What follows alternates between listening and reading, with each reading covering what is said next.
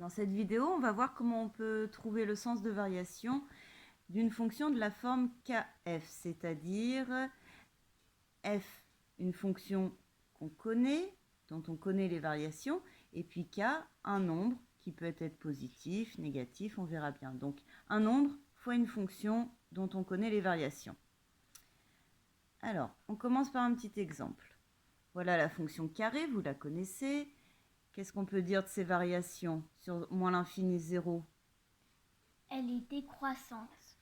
Et sur 0 plus l'infini? Elle est croissante.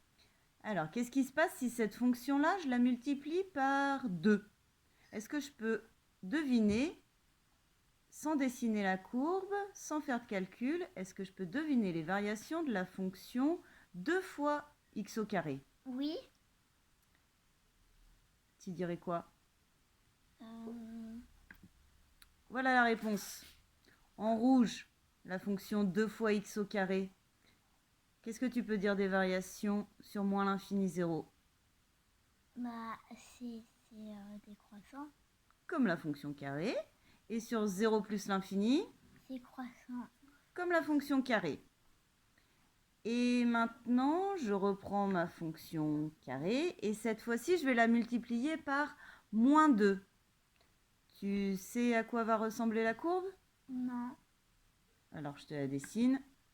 Voilà, elle est en rouge. Moins 2 fois x au carré. Qu'est-ce que tu peux dire des variations de cette fonction moins 2x au carré en rouge sur moins l'infini 0? C'est le contraire. C'est exactement le contraire. Là, elle est croissante. Et là, décroissante. Et après, décroissante. Donc, est-ce qu'on peut faire un résumé?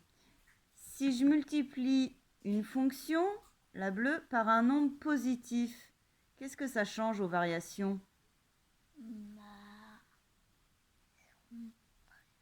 C'est les mêmes variations.